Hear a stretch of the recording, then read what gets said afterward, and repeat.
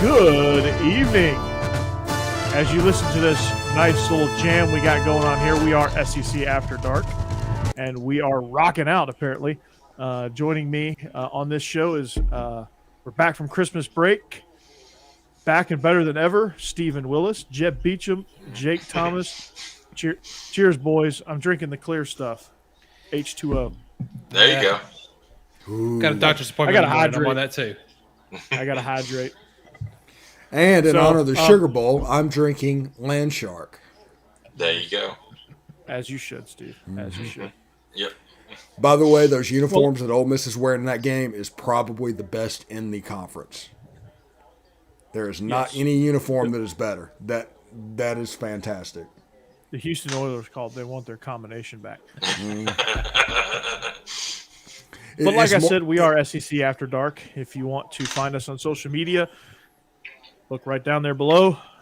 Subscribe to us on YouTube. I think last night, Israel and I did the live thing, and we were echoing across 16 channels. We were probably echoing across double that tonight. Our chat is just like the SEC Bowl schedule. It is not quite cranked up yet, but it will be soon. I'm sure Cody will be on here talking all that Ole Miss stuff and all that good stuff. But as you can see in the bottom corner, we're brought to you by Bet Online. It's the fastest and easiest way to make all your bets. Bet Online, it's where the game starts. There's a promo code BELIEVE50 actually that you can use, so that's pretty good. So, got lots to talk about. Christmas break, but I want to start with this because it is today that we come with heavy hearts. A coaching, broadcasting, and video game football icon, John Madden, passed away at the age of 85, and the impact that he left on the game of football across multiple platforms is incredible. I mean, he was a Hall of Fame coach, Hall of Fame broadcaster, and a Hall of Fame video game designer. And I remember the very first John Madden game I bought, and I didn't know like this was going to be a thing for years to come. But I had Madden 95. Get this, on the Panasonic 3DO. Steve, do you remember that? Vaguely. Well, I mean, that's I'm not after my surprised. time, by the way. Well, I'm not surprised because it wasn't on the market for like a year, maybe. It was a terrible gaming system. But Hey, I had it. I remember actually playing a Commodore 64. I don't mean to date myself, but Wow. yeah, I played Pong on a Commodore 64. Wow. Okay. Jeb, you didn't think Steve was ancient, did you? Well, I mean, I had an Atari, but Commodore 64, no, that beats me. He was the chief editor of the Declaration of Independence. I wrote the Rosetta Stone. He did. He came up with the idea. Somebody stole it. But anyway, we welcome you there. Madden 95, Keyshawn Johnson was a cheat code. Like the Jets were a cheat code. Like you couldn't stop Keyshawn Johnson. It was ridiculous. I never thought I'd ever be able to say that about the Jets. And then of course, that's the last time they've been relevant, ain't it? Probably. Then I hit college, and like we had a rule you couldn't be Michael Vick. Yeah. Because it was just unfair. But I mean, those games, like, just listening to some of the stuff that I listened to today, people were talking about some of the impact that he had on coaches and things like that. And it's like the game was so advanced that it like puts you in all these situations, and people learn the game of football through these situations. Some of it, may not be as realistic as it actually is, but a lot of it is. Like there's a lot of correlation. And so for that, he had a great impact. He was a phenomenal broadcaster. I mean, all jokes aside about him stating the obvious, he taught the common fan football, and that's what he was there for. Him and Pat Summerall were a dynamic duo. Yeah, people don't remember with the video game, especially, that the Madden game was the first one to do football vertically. Everybody was stuck in Tecmo Bowl and Super Tecmo Bowl up into that time, and that's the way that we played video games. And then Madden provided a vertical experience playing football and a new way to look at how to play, and that actually affected the way that people watched the game, and what they saw was through playing Madden vertically. It's the advent of the end zone angle as opposed to being stuck on the sideline angle over and over again. Oh my gosh! And it was absolutely incredible. Yes, so countless hours in Madden, going 0-12 as my Falcons and Lions. He's gonna be missed. But there's a guy that has on Twitter that's making the rounds. It has probably the hottest of hot takes. Oh yeah, I know exactly who you're talking Yeah. about. Yeah, count like I'm not even gonna give this guy credit, but by restating his tweet, but pitiful. That's all I'm gonna say about that. He tried to get famous by being an asshole. Yeah, that's what that is. He wanted to get famous. He wanted to get internet famous by being an asshole. Oh, I missed that. Wait a minute. It failed big time. Yeah, Twitter now. Yeah, you gotta. You need to get on Twitter. He compared more, John Madden to a plantation owner through owning players. And, that is a piping hot take. Yeah, it was bad. He's a professor. It's like, really? This is how you're going to do this? He's trying to tap into that whole like racism thing, calling people racist and stuff, and that one. Well, and also there's here's this guy like way over there, like 1,000 miles. There's nothing worse in the world than importing somebody else's grievance to try and make you famous. There's nothing worse than that. No, and this guy nailed it as far as that goes. So, hats off to you. You're the most pathetic person in the world. Cheers. Yeah. So, but the impact it can't be stated enough. John Madden, what he meant to the game of football and what he meant to this earth. So, yeah, if it wasn't for John Madden, baseball would still be the number one sport in America. Absolutely. Might be true, honestly. Yeah, he changed the NFL, made it popular. The video game did a lot of that too. Yeah, like you said, it taught a lot of us who didn't play a lot of football or coach how a lot about football that we just didn't know. Like I didn't know things like cover two and things like that. You hear those, but I don't know what they mean. But in the game, I actually had to learn what they were. It was a great game. My favorite franchise of all time. Yeah, and because of Madden, my favorite angle is the end zone angle. I like the all 22, but the end zone angle is what I want to see because the first thing I want to see is where those safeties are going to be. Are they going to be in the middle of the field? Are they going to be in the hash? How are they going to break out? I mean, that's the first step to identifying the movement of the defense and how they move. And how do the linebackers align? How does the defense line? You can see all of that. What? And like I said before that, it was all 22 film, and that's even like the NFL films back, the coaches film back in the day. It was one angle from the side. Yeah, and I don't know when the end zone angle came in, but that's a fairly recent phenomenon. Yeah, now the NFL, you have a side wide, a side tight, an end zone tight, and an end zone wide. And one of my ESPN tried this, and I don't know why they stopped, but they did the Sky Cam. They had like a separate feed for the Sky Cam, and it was just all Sky Cam with no commentating. That was awesome. Yeah, whenever you can see plays, especially the run game, you can see how it opens up, and you can actually see what the intent is of the play. Not just a bunch of chaos going on the screen, and all of a sudden it's 4-yard gain. You can see how that 4-yard gain happens. Looking for behind. You can see where the back eyes are. You can see where you can kind of see. You can see the push and where the crease is starting to happen, and you can actually try to coax the running back into that crease, and it's such a great angle.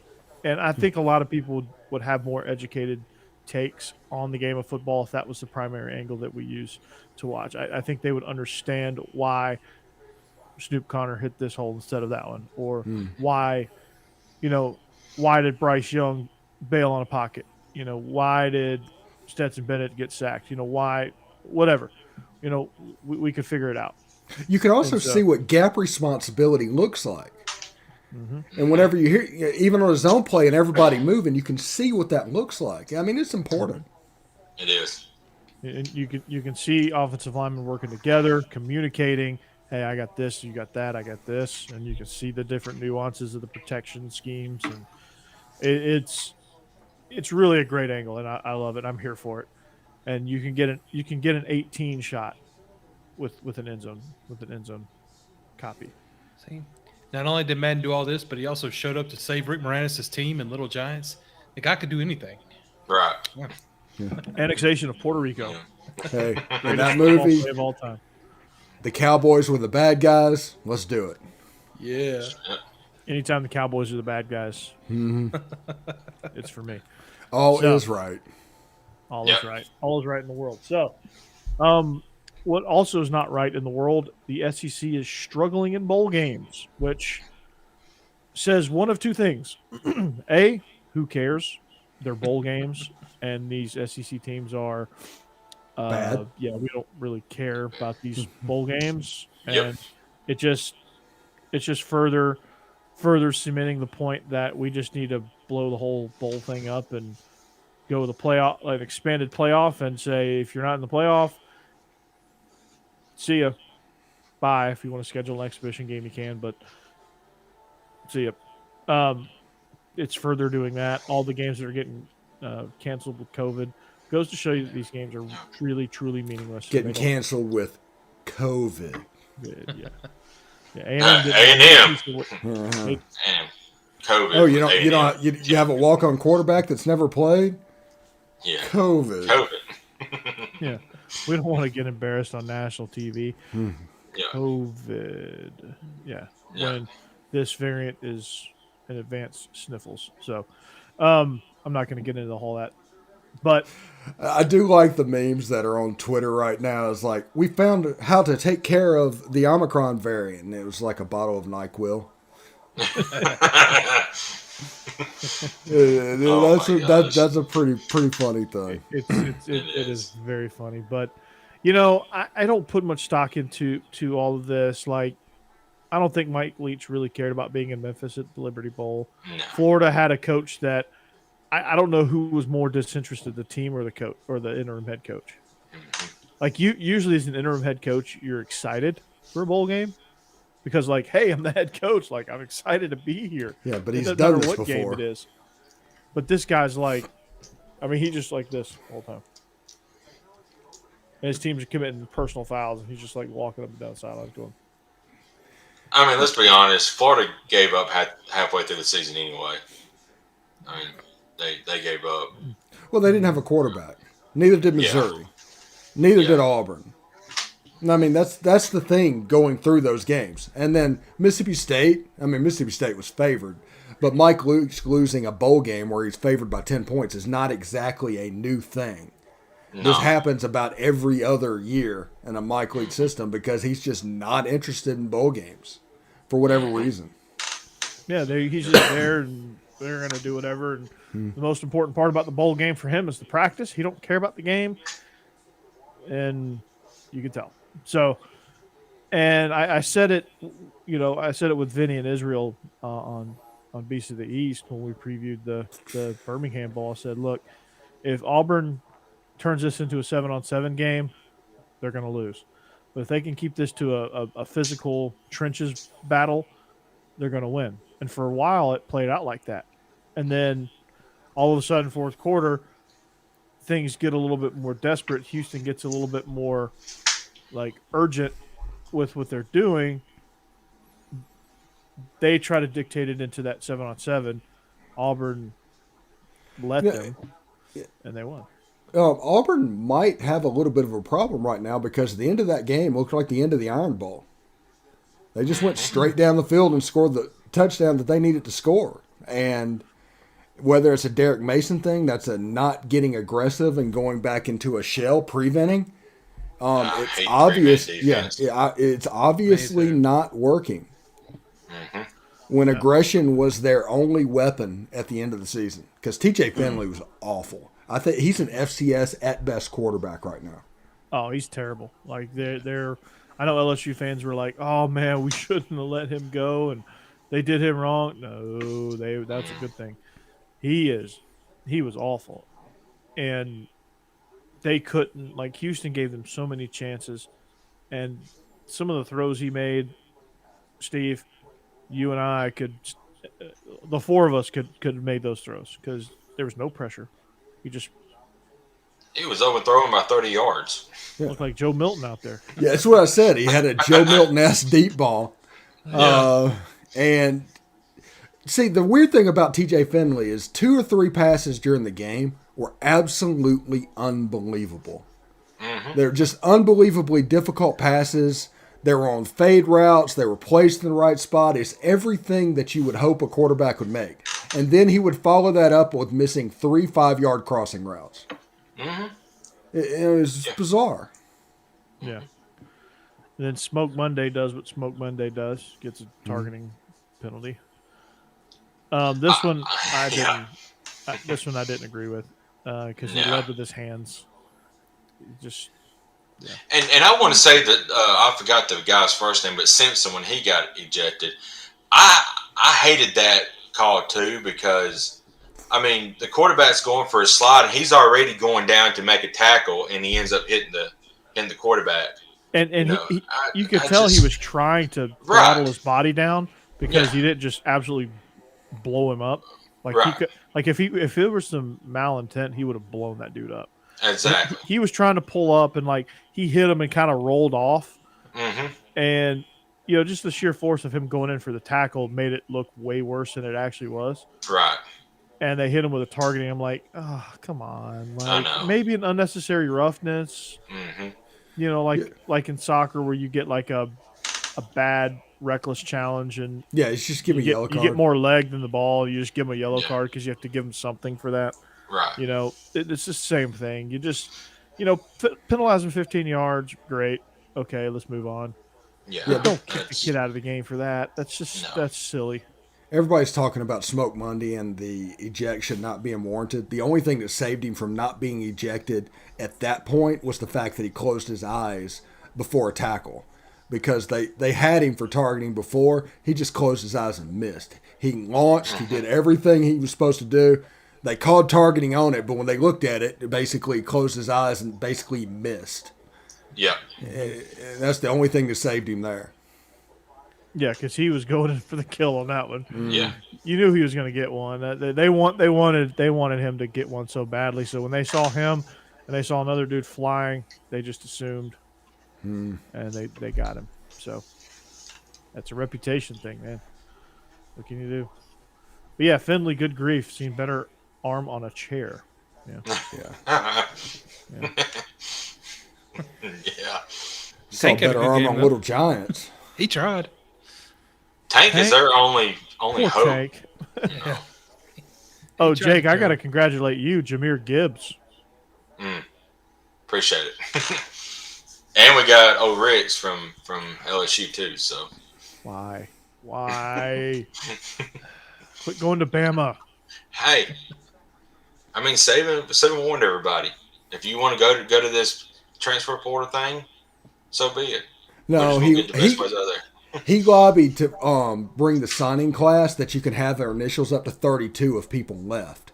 That returned the advantage to schools like Georgia and Alabama. When it was at 25, you had a choice. You can go all in on recruiting, or you can cut some spots and get the transfer portal. That gave them an additional advantage that they didn't have going into this, and that needs to go away. Also, they need to put a deadline on immediate eligibility, like March 1st, just to slow this down so they have 3 or 4 months of not like transfer portal type stuff.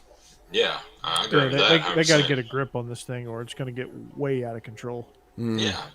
If it's not already. is. But, I mean, they've got to put some more parameters on it. I think they're going to have to do the same with NIL. I think it's going to spiral out of control if they don't put a little bit of regulation on it. Let it spiral out of control, because this is what people don't understand when it comes to NIL. This is not extra money. This is money that was already going to the school. Eventually, it's going to be NIL or the school, and it's going to be two competing factions to get that money, and that's when it's going to be an element of order when it comes to NIL, because players are not going to get what's promised. Like Kentucky right now, I told y'all, I think Barry and Brown was promised $160,000 over 4 years in an NIL at Kentucky. If he doesn't get that, they're going to develop the reputation of making promises they can't back up, because players talk. Right. So all of this money has to go. And there's people that are going to go all in on NIL, and there's people that are going to be pragmatic and wait. And the people that go all in, is going to be a high risk, high reward type thing. Let's win right now. It's like a really short window in pro football to win a championship. Let's do this right now because it's going to come back and bite them. Yeah. I got a question to you guys. True.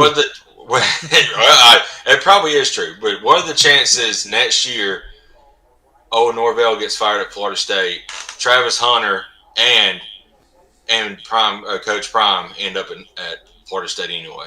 That's a great chance. I mean, it could happen any year. It could happen right now if they wanted it to. Yeah. I think Mike Norvell's going to win 8 games next year.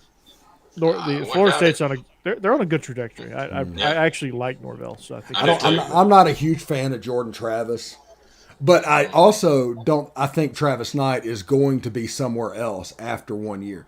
He's going to play 1 year in the SWAC, sees what facilities and everything looks like for being in them FCS.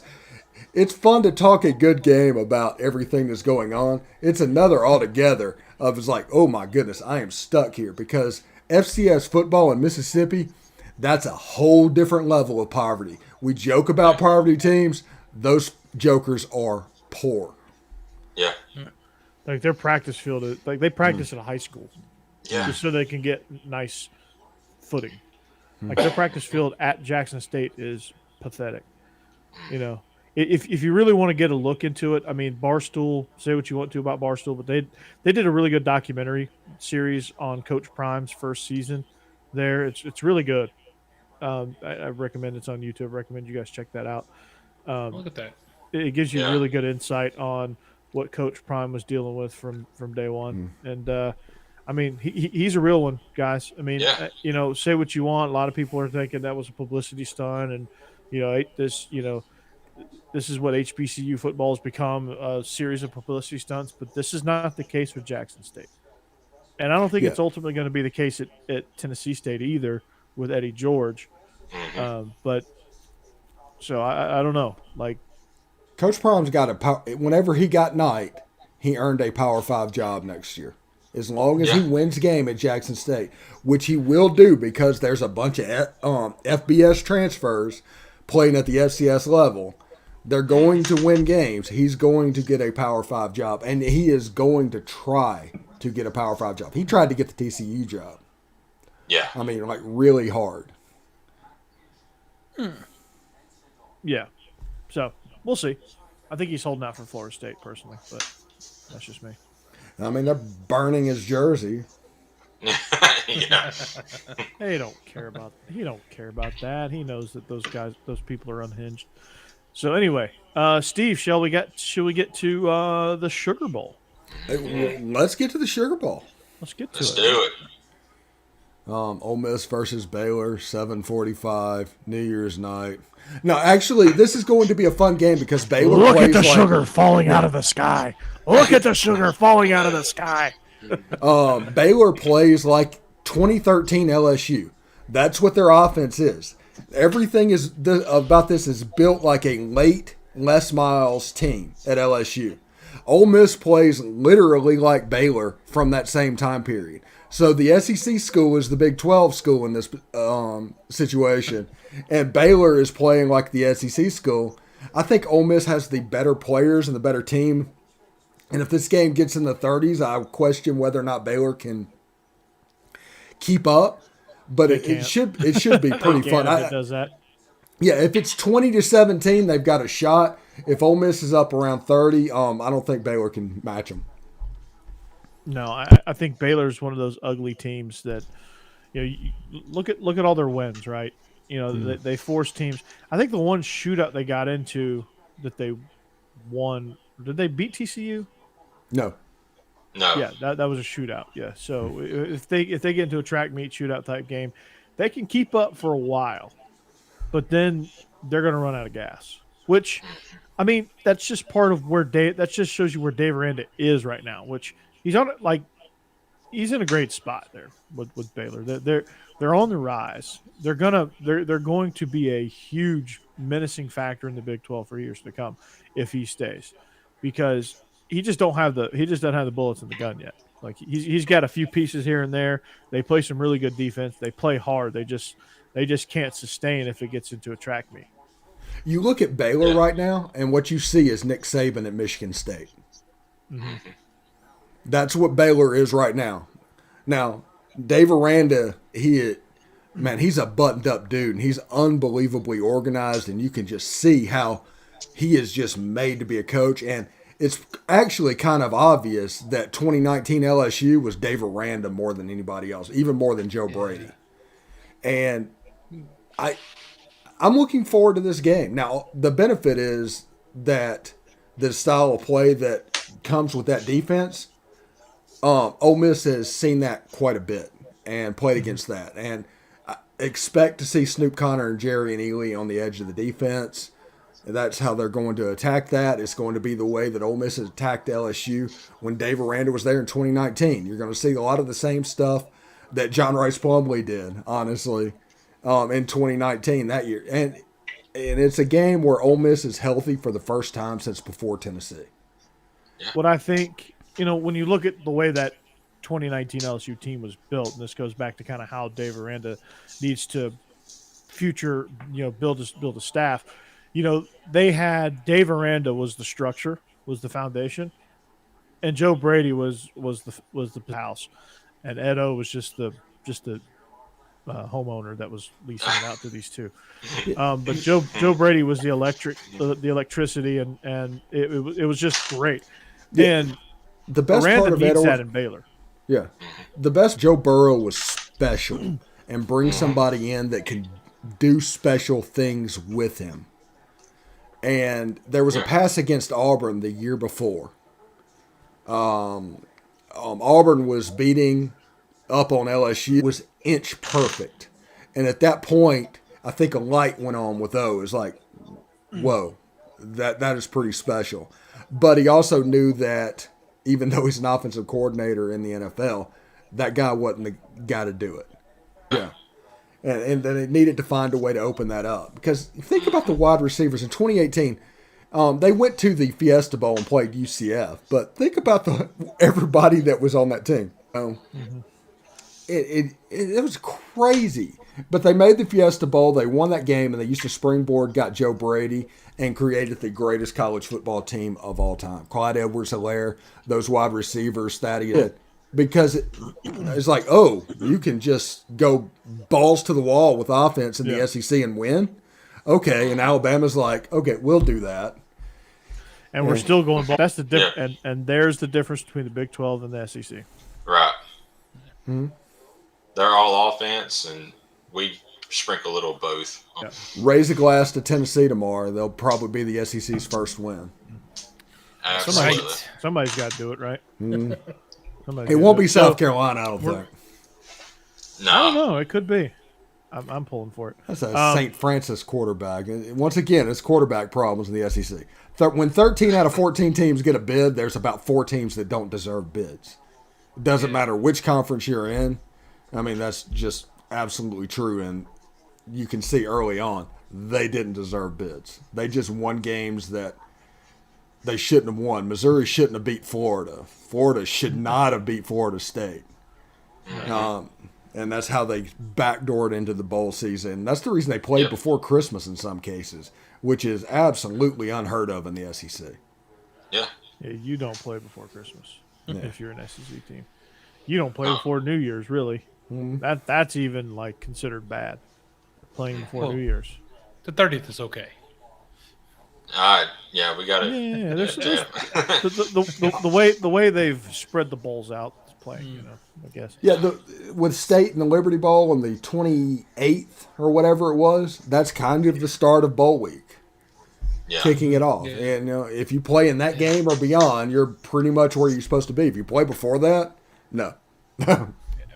If you're in what used to be the Bad Boy Mowers Gasparilla Bowl. Gasparilla Bowl, it's a pirate celebration in Tampa, by the way. That's what Gasparilla why is. Mike Leach wasn't there. Yeah. Right. Yeah.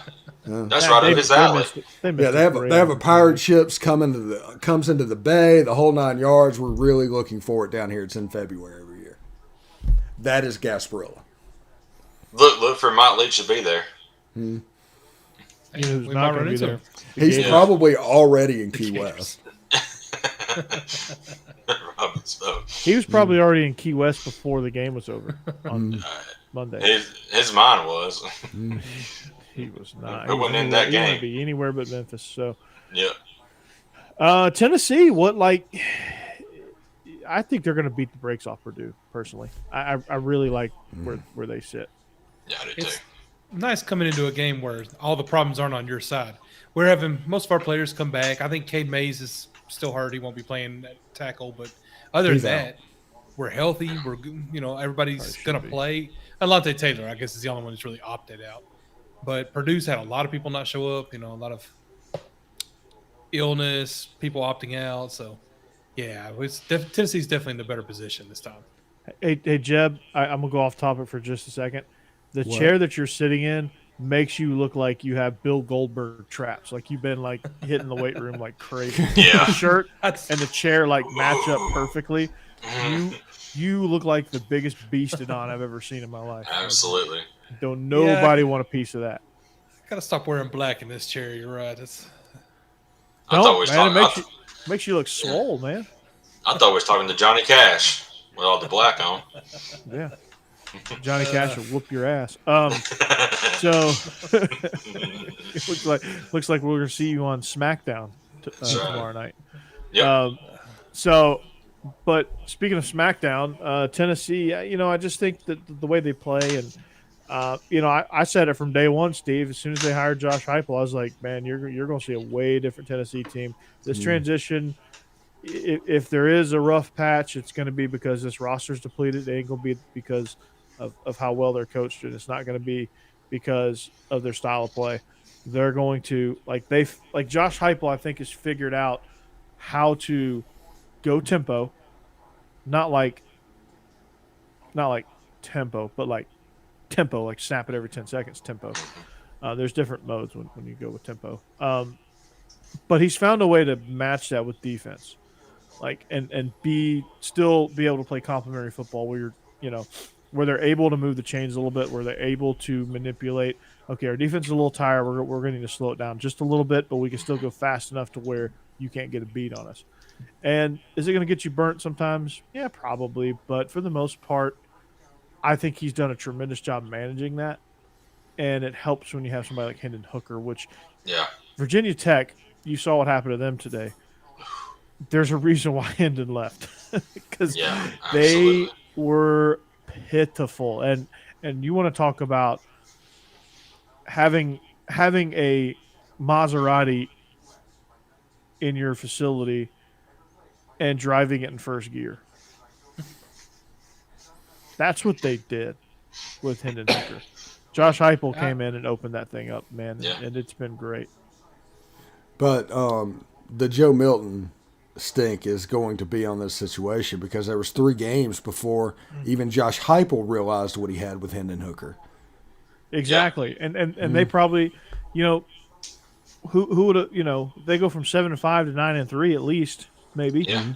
I don't know if they beat Pitt with Hooker. They're in the Maybe they do, Outback maybe Bowl they don't. at a minimum if they start with Hendon Hooker. We They were beat close to beating Pittsburgh. Pitt without him. Yeah. I think they beat Pitt with him. Yeah. I mean, I think so too, but it's so early in the season, you don't really truly know. But Yeah. maybe they're playing Iowa in the Outback Bowl. In the Peach Bowl with Kenny Two Gloves and Kenneth Walker III opting out, just basically ruining that game. Here's an exhibition upon exhibitions, and it's just on people quitting on their teams. That's what people need to realize right now. In the age of NIL and the age of the Austin ruling where they can actually pay you $10,000 or whatever in expenses, this is quitting on your team. And this is destroying your team's chance to go out on a good note. Closing the season with Baylor and New Orleans is no different than opening it against Louisville and Atlanta. Just didn't. It's another non-conference game. Yep. I honestly don't understand it. I understand it's a business decision, and I get that. They don't want to get hurt. They're trying to get into the draft, make lots of money, but I would want to play in my school's last game, especially in a bowl game. I just don't understand why you wouldn't want to. I think this is a huge red flag, Jeb. Because if you won't play because you're scared you're going to get hurt, either you're made of glass like Christian McCaffrey, who sat out his bowl game and it turned out to be warranted because he's been made of glass in the NFL. Yeah. It's a huge red flag. Killing my fantasy team. Because I've got Josh Allen and Cooper Kupp. I drafted Chris McCaffrey and then those other two. I'm in the finals this week. But my running back situation right now, I'm starting Rashad Penny and Rex Burkhead in the finals this week. Oh wow. Yeah. Yeah. I can't keep up with who's playing with all the COVID things. So I know, right? It's awful. But with Kenneth Walker, I guarantee that wasn't his decision. Yeah, it's an agent's decision in his ear. Yeah. I mean, in a situation, greed. Yeah, you're going to make all this money potentially, but you just gave them a huge red flag by not playing. Now, it is on the NFL to punish these players for sitting out. If you sit out, you should almost drop a round. And I mean, there's some teams that do. I mean, obviously, all 32 need to be unified in that. Like where you drop a guy on a draft board, and cost him some guaranteed money, they won't sit out. Yeah, right. If it becomes publicized that happens, you won't see this sitting out stuff. What this is, what opt-out has become in the age of NIL, is not showing up to work on Christmas Day or whatever holiday it is at McDonald's because 6 months down the line you could work at Lehman Brothers. No guarantee that you'll get that job. You just might get that job. But so we're not going to work on New Year's Day because that'll happen. Maybe some fry grease will get up and burn your hand, and that'll affect your Lehman Brothers job. That's true. That is what is happening now. Now, it used to be. Now, it absolutely used to be when they got absolutely nothing.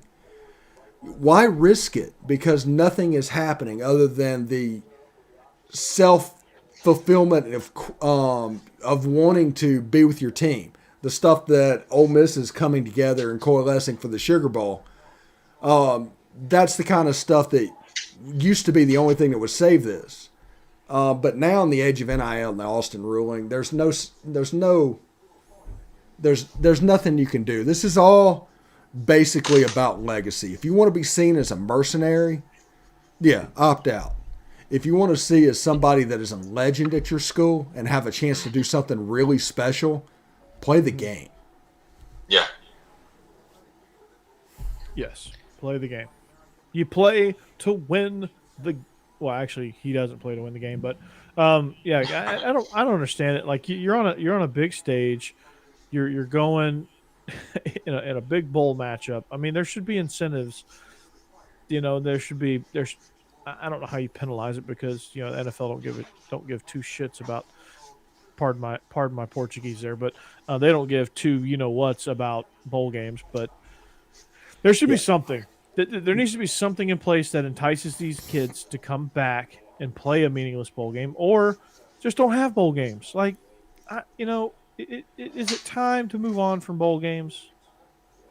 No, there's a place for it. There's a place for it. Like the number 60 player on Clemson's roster in the Cheez-It Bowl tonight. That kid's not going to the NFL. This Cheez-It thing is one of the weeks that he's going to remember for the rest of his life. Mm-hmm. And an opt-out could ruin that. That's another reason that bothers me. Okay, you're really, really good, and you're a lot of the reason why you got there. Don't screw us over now. Because that's really what it is. Well, we're talking about incentives, could potentially the schools make an incentive where if you decide to pull out your bowl game, you have to repay all the money that the school gave you in an NIL deal back? No, I think what's going to happen is these teams that could opt out, you're going to see people that need to opt out and want to opt out and all of this stuff, but bowl games are going to pull together NIL money to make sure they play. That's probably the future of this. And you do some handshake thing and do what you have to do at the bowl week, but they can make sure that so-and-so is in the game through NIL. Because, I mean, look at the NBA. When I was growing up, they never did this, whatever they call the load management. Now you have star players like on national TV when they have, games on national TV that's not even playing because of load management, and it's just because of rest. You never heard about that back when, like 10 years ago. Noah and Ryan pitched for 25 years and never heard of a pitch count. And now they put everybody on a pitch count. Yeah, you get 80 pitches, you're done. Yeah. it's ridiculous. And it's ridiculous. Like, Kawhi Leonard plays 60 games. We saw how that worked out for them. The teams that play their guys are going to win championships. Like it's just a foregone conclusion. Like if you practice load management to a ridiculous level, I get it. Like every once in a while, I could see, okay, you're going to let a guy rest 5 games throughout the course of the season. I get that. That's just good roster management. But like this whole like trend of load management where like you play 60 out of 82 games doesn't sit well with me, because you lose a lot of that chemistry, you lose a lot of that stuff, and I don't know. And you lose 10 of those games. Yeah, what they're saying is it doesn't matter if we lose those games. Mm-hmm. It just doesn't matter. What it also says is we think we're going to win all of these games. So, the ones where he plays, we're going to win it. So if the load management is 60 games, they're planning on winning 50 of them. And then probably 10 more of the ones he doesn't play. If that doesn't happen, you've just blown up your franchise. There's a chance you will not make the playoff, and it's all over load management. Yeah, absolutely. And that's why the Clippers get knocked out in the second round every year. Because they want to, like, the Warriors guys, they play. Those guys play, man. Steph Curry plays every single game. And you don't hit 3,000 threes by taking a break. No. I mean, Michael Jordan was 39 years old playing for the Wizards. He played all 82 games. Mm-hmm. And he played 37 minutes of all of those games. Yeah. I don't get it. In a vastly more physical NBA. And people play, oh, yeah. And people pay ungodly amounts of money to come see these guys play. Like, people support your franchise to come see these teams play. And it's not fair to the fans. It's not fair to the sport. I get it if you have a knock, if you're injured, if you're hurt, and maybe a February 17th game against the Bucks on a Tuesday, maybe it doesn't mean as much if you got a few knocks. Okay, I get it. But like just for the hell of it, no, I don't like that. There's got to be some reason where, like, guy landed funny on his ankle on Sunday against the Raptors. Mm-hmm. Analytics have destroyed baseball and are destroying basketball. Mm-hmm. Yeah, and I mean, I don't know that it'll affect football that much, but there's some games that have been, there's some coaches that have gotten fired because they trusted analytics too much and no gut instinct. Yeah. Every now and then Lane Kiffin calls a game like a 12-year-old playing Madden.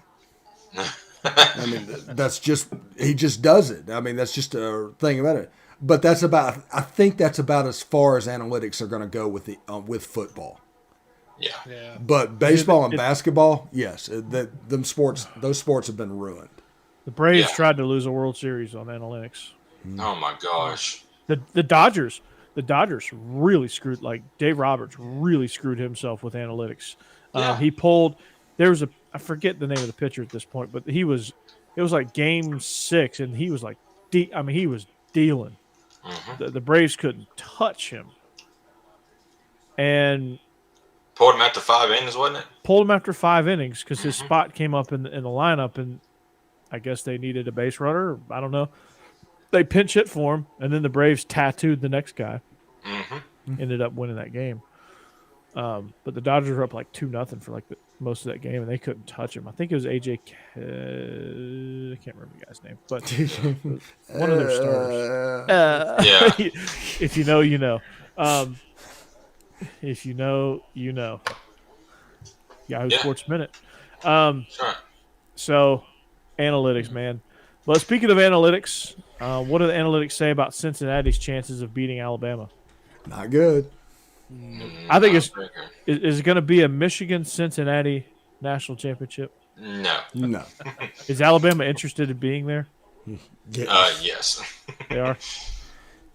The reason is because I heard honestly, Bryce Young was opting out. Yeah.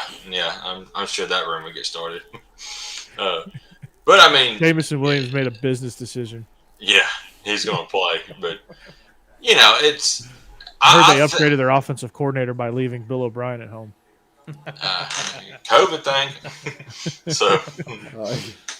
By the way, Will Anderson looks extremely locked in, and that listening to him talk right now is some of the scariest things I've ever heard. Yeah, that's what you want out of a linebacker. There's a picture of Jacoby Dean. They're doing a shoot drill where they're doing some. I don't know what the drill is because it's just a picture of them starting the drill. They're underneath the chute.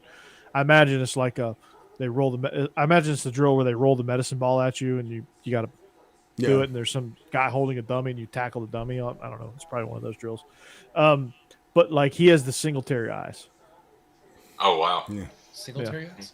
Mm-hmm. Yeah, just complete. Oh. Yeah. Mike Singletary. It's like I don't want none. I want to be like Lincoln Riley in the SEC. No mas. I do not want it at all. I want to be like Texas A&M when they look at Wake Forest. Oh no yeah, mas. yeah. No. We're scared. We're going to fake COVID. Mississippi State Jeb, when they see Texas trivia. Tech. Yeah. Yeah, that's right. Jeb, trivia. Yeah.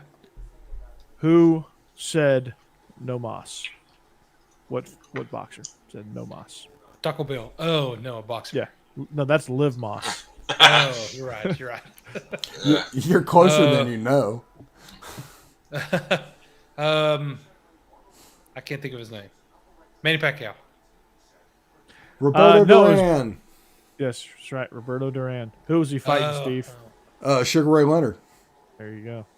Well, yeah, I can understand that. I'm so old. I remember when boxing was a big deal. Boxing was a big deal when I remember. God, I remember it being a huge deal. The Holyfield Tyson fights. Yeah, but that was at the very that was at the very end in the 80s. Like Sugar Ray Leonard and Marvelous Marvin Hagler and those guys, like Hagler. 1984. Hagler Yeah. I mean, it was a huge no defense deal. fight. Yeah, they would do closed circuit TV for these boxing matches in the Coliseum in Jackson. You could go watch the fight in the Coliseum on the Jumbotron. That's Wow. Awesome. That is awesome. Tyson was amazing, but I think his biting the ear off thing was a big part of the decline of boxing. Like, it just started becoming a joke after that. No, there were still some good fights. It wasn't. Yeah, because he's a few cards short of a full deck. Listen, Mike Tyson would train. He would have a 6-hour session, and he would intentionally knock out his sparring partners because he wanted to get home and watch Tom and Jerry. That's what we were dealing with, Mike Tyson. So, who wanted that job? Yeah, really. I would not want to get knocked out by Mike Tyson. I probably wouldn't want to do it now. He still looks like he's. That dude would destroy you. He wanted to watch Tom and Jerry. It's like, what is going on? Hey guys, I gotta watch Tom and Jerry. What's that like? I'm gonna knock you out. Mm-hmm. Wham! Yeah. Man, he would walk in. I remember his fight against Michael Spinks in 86 or 87. This was early Mike Tyson, to where he walked over and basically did a Popeye thing, hit Spinks with a left hook in 30 seconds. He was knocked out. He was done. It was over. And it was one of those things like, no, people always say, would you take a punch from Mike Tyson's for $10 million? No, not no. even Because you slightly. probably wouldn't be able to enjoy that $10 million. Yeah. This is a person that with a punch could kill you. No, not at all. Nope. No thanks. But anyway, Desmond Ritter, right? Yeah, Desmond Ritter. Speaking of knockout punches, Desmond Ritter. No, I see a lot of people comparing the Georgia Peach Bowl to like Cincinnati, connecting that to Cincinnati's chances of beating Alabama in the college football playoff, which to me, I think is lazy because you look at a situation where you had some injuries plus like 8 opt-outs and a few transfers, and you had a Georgia team that was like 20 players short of what they ended the season with. Right. And when you play that out, you had a team that, they were interested in being at the Peach Bowl, but I mean, it was right down the street. It was in Atlanta. We're playing Cincinnati.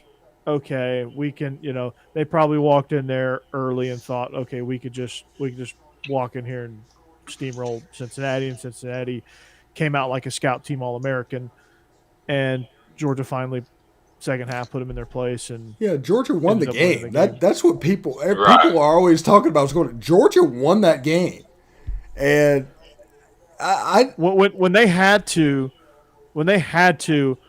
Cincinnati couldn't do anything. Mm-hmm. When Georgia really had to have it, Cincinnati they couldn't do anything. Mm-hmm. And that's where I'm like, that's great and all, but no. I mean, Alabama, like the first quarter might be interesting because Cincinnati can throw a hell of a punch, but I think Alabama's going to maul them from there. Cincinnati should take the ball. I mean, that's the best chance they have because I don't think they're prepared what will physically happen in that game. Alabama, for whatever reason, they're the number 1 seed. They just beat Georgia. For some reason, they feel disrespected, and because of that, they play with a chip on their shoulder. I expect this to be a very physical game.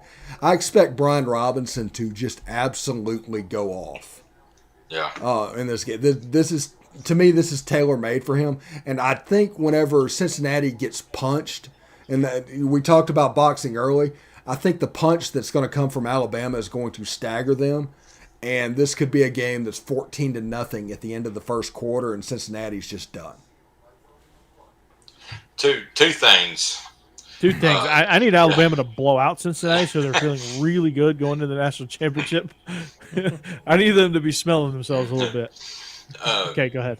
No, good. Two things. I brought this up on our show last night actually that we did a little preview show. But moving forward and starting next year too, I don't think Cincinnati, and I really don't know how anybody's. How do you game plan for Will Anderson? You can't. You run right at him. I mean, I honestly, I thought Georgia did a pretty good job with Will Anderson. Yeah. I don't think he was as much of a factor as he could have been. Right. But he's still gonna get back there. Georgia has a Stetson problem, but we'll get to that.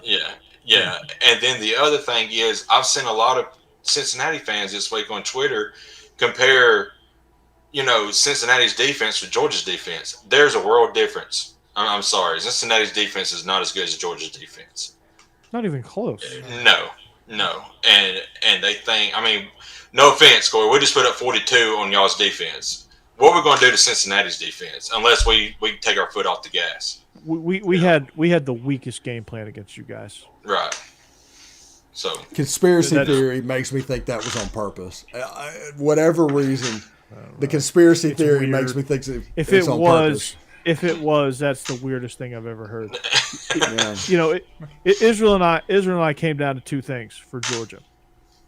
A, they're going to start Stetson Bennett. They've already announced that. So why not have a game plan that's suited Dollar General, A.J. McCarron? Yeah, that's right. Dollar General. He won a championship, though. No, Dollar Tree. That's like Yeah. that's like the weaker of the dollar stores. Yeah.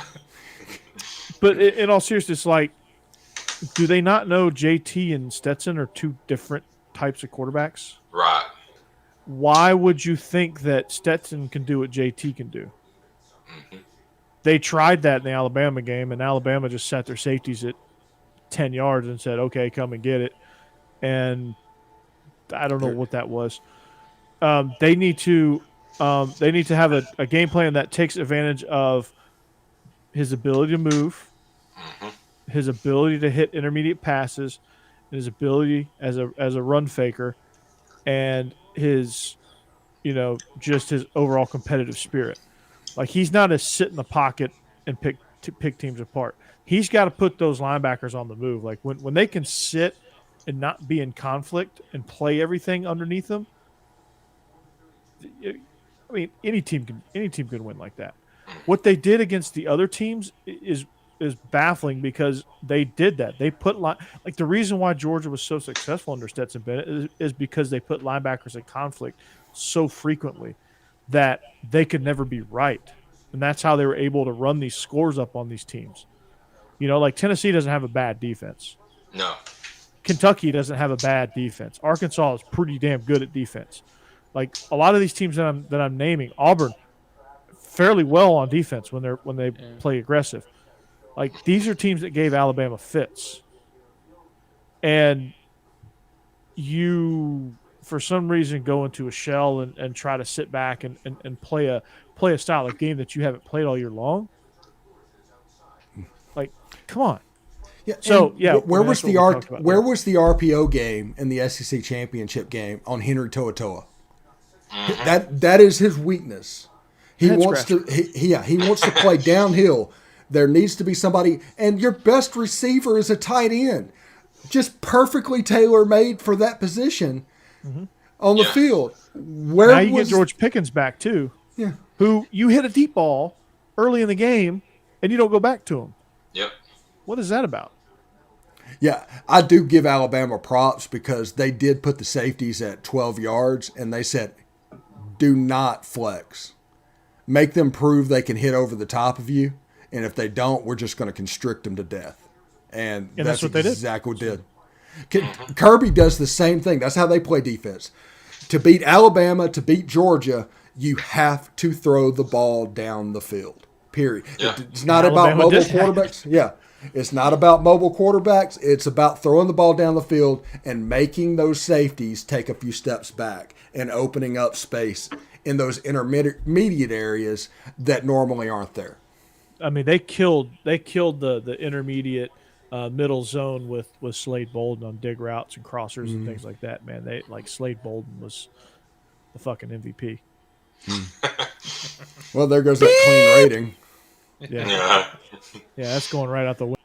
Yeah, I'm not even drinking yet. Rewind that, and then just go to the beep right in the front before he says that. Are we on a delay here? If this were a few months ago, we probably legitimately were. But hey, John, what's up? That'll get the chat going. Yeah, Hi, there you go. What's up? Yeah, I'm just trying to get the chat going, guys. Got to play aggressive. But and if you go to Georgia and Michigan. Michigan plays the style of game that Georgia eats up. Right. Georgia is a better version of Michigan. So I expect this game to be a 31-10 type game. This is a game that I expect Georgia to win, maybe easier than Alabama beat Cincinnati. And that'll probably set up a Georgia-Alabama game that's going to piss everybody off. I love it. I'm fine with that. An all SEC national championship game? Well, of course you're fine with it. Yeah, playoff. You want the playoff to expand? All SEC championship game. Too. Yeah. Yeah. Because we don't have the playoff if it wasn't for Alabama and LSU. We just do not have the playoff if it wasn't for Alabama and LSU. Like, I don't watch bowl games. I really don't like watching bowl games. They're boring. So expand the playoff. Let's go FCS style. Let's go 24 teams, top 8 get buys, and let's roll. Y'all just don't know. Y'all just don't know. Back in the 80s, Miami played Penn State And the winner wasn't the national championship. If Miami won, they were the national champion. If they lost, it was the winner of the Sugar Bowl because they never played each other. Mm-hmm. Yeah. Yeah, I remember that.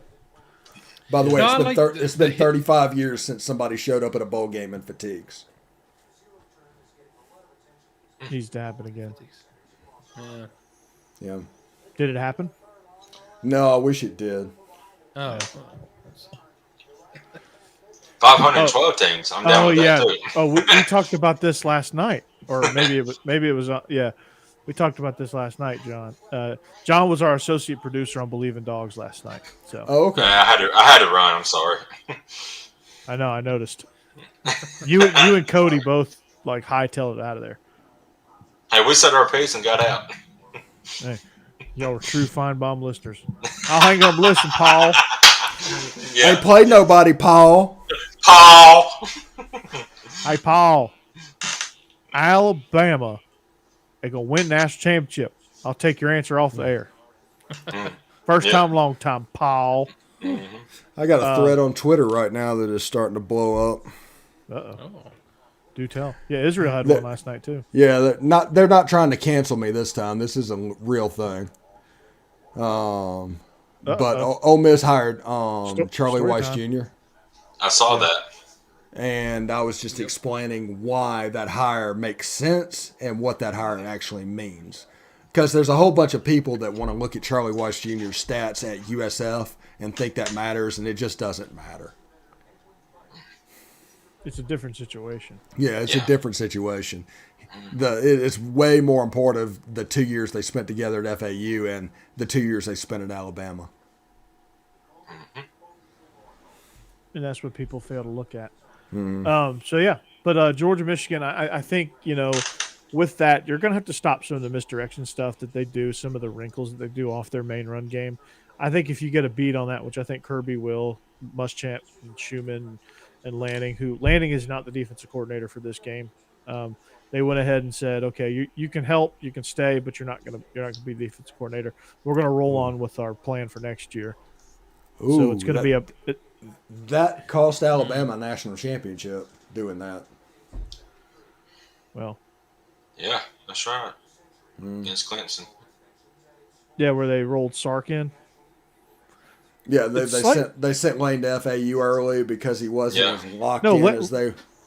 Lanning is not going to Oregon. He's just not the defensive coordinator. He's still with Georgia. Yeah, still a different voice, man. Yeah, it's a different vibe. It's a different. I don't know. I don't think it's going to hurt too bad though. This team is really, really mature. So I don't know. Muschamp is going to be the new co-DC. They're gonna have Glenn Schumann be the DC. I don't know who's going to call the plays, but Dan Lanning's going to do all the game prep basically. The same way they've been doing it all year. I mean, it's been a Muschamp Schumann Lanning show anyway. Lanning just called the plays. It's still a different voice, man. I wouldn't start that because this is the scary thing, and this is something Georgia should be careful. Michigan does all kinds of weird trick plays.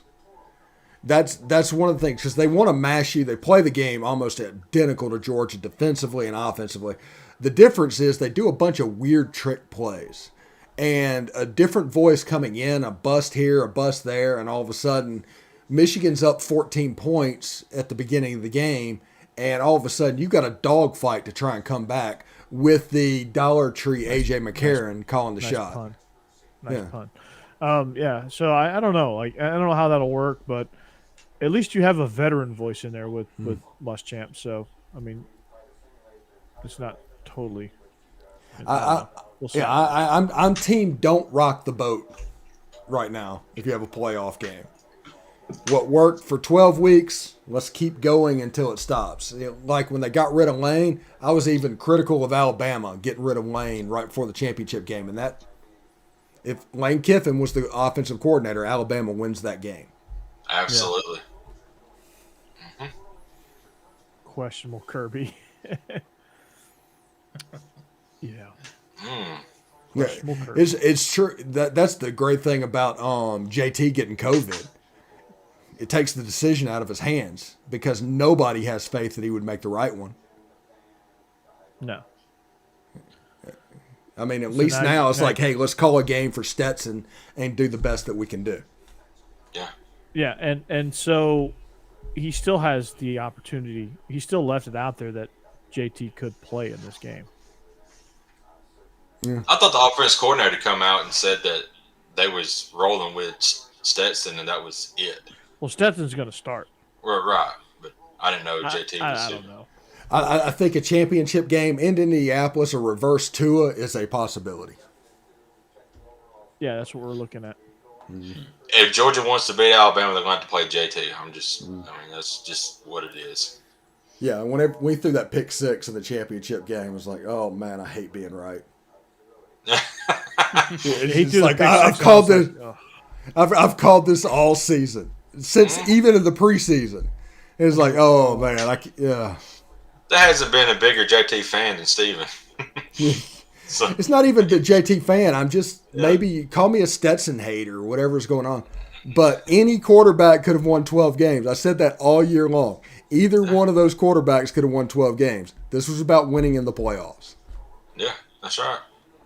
We'll see. We'll see what Kirby has up his sleeve. We'll see what they game plan is, and if it comes out like the game plan they had against Tennessee and Auburn, which I thought were the two best Stetson Bennett games that I saw all season long, where like it was really truly what Stetson is.